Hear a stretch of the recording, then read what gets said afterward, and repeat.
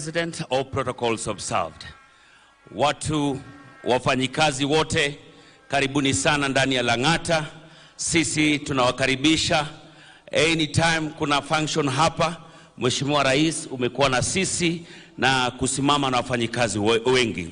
Hapa kwetu pia watu wameadhiriwa kwa sababu ndio tuko na Nairobi Dam na tunafanya kazi pamoja na governor kuhakikisha kuwa kila mmoja ambaye ameadhiriwa anapata makazi, pahali pa kukaa na pia supply ya chakula.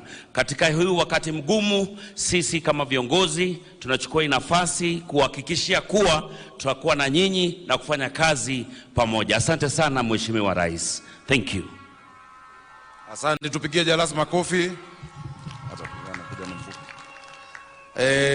Madam Mama County, Esther Passaris, you also look resplendent in purple. Please come and say hi to your people.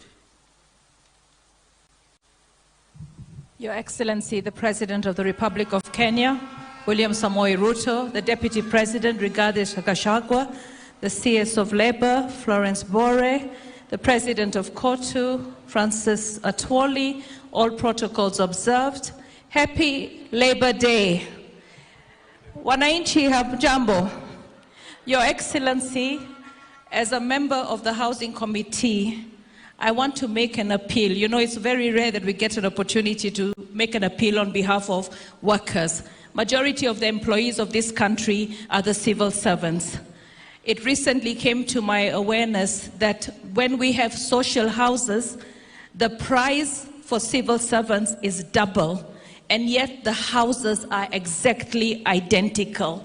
I would have thought that if we're going to charge the civil servants more, the houses would have been slightly better. But to come up with 100% price double for the civil servants, I think now that they are taxed for housing, we should have a consideration. I was told that this is something that has to be done by executive order, and I'd really like you to appeal to you to look into the plight of civil servants, because they all want to own houses. We've put 30% for institutions, and it's a bit tough to see them pay double the price of social housing. Thank you. Happy Labour Day. Asante sana. Your Excellency, the disaster that has befallen